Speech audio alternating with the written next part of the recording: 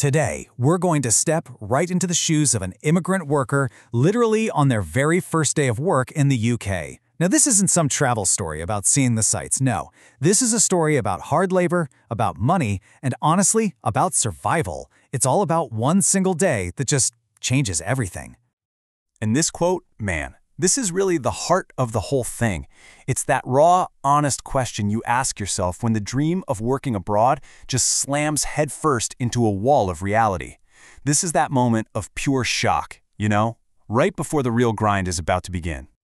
So, the day kicks off at 5:30 in the morning.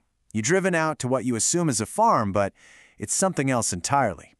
You gotta forget any idea you have of a picturesque countryside. This place is industrial. It's built on an almost military-like scale. And the scale, it is just mind-boggling. We're not talking about a couple dozen workers here. We're talking about 1,000 students.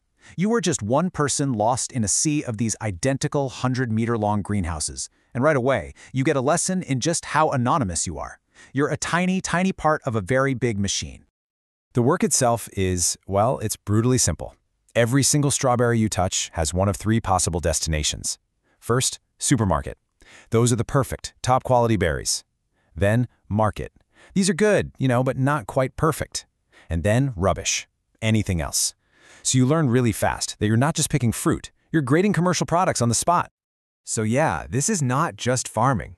Our narrator finds out almost immediately that this is actually a competition, a totally grueling, backbreaking race against the clock, against yourself, and against the hundreds of other people working right alongside you.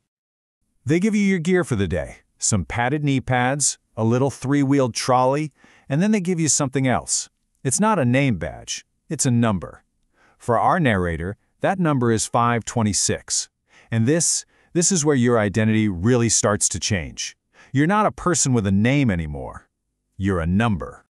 And this quote just perfectly sums it all up. Imagine hearing that. A supervisor is constantly watching, and her voice just cuts through the air. Not calling a name, but a number. It's this constant reminder of your new status. You are a unit of labor, and you are being watched. Just picture this. The job is basically a race on all fours. You are literally crawling, pushing this little trolley, just trying to get to the end of that 100-meter tunnel faster than anybody else, all while you're trying to pick and sort these berries. It is physically just degrading and unbelievably competitive. So after hours of this, with your back just screaming in pain, you can't help it. You start doing the math. You just have to know, what is all this suffering actually worth? And believe me, this is the moment where the entire experience just pivots. 50 pounds. That's the number. After a full day of crawling, racing, and feeling your body completely break down, you've made 50 pounds. Now, I know, that might not sound like a huge fortune, but context is absolutely everything. And here it is. Here's the context that changes the game. That 50 pounds earned in one excruciatingly painful day is the exact same amount as an entire month's salary back home in Ukraine. And just like that, snap, the pain suddenly has a price tag, and it's a staggering one. This is the moment when a simple calculation turns into this incredibly powerful motivation. And right here, you can almost see the split happening.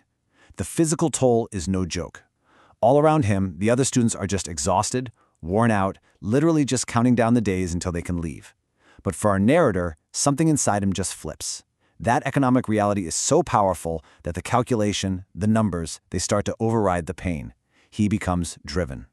He pushes himself to become what they call a top picker. Which brings us to this final, kind of haunting thought.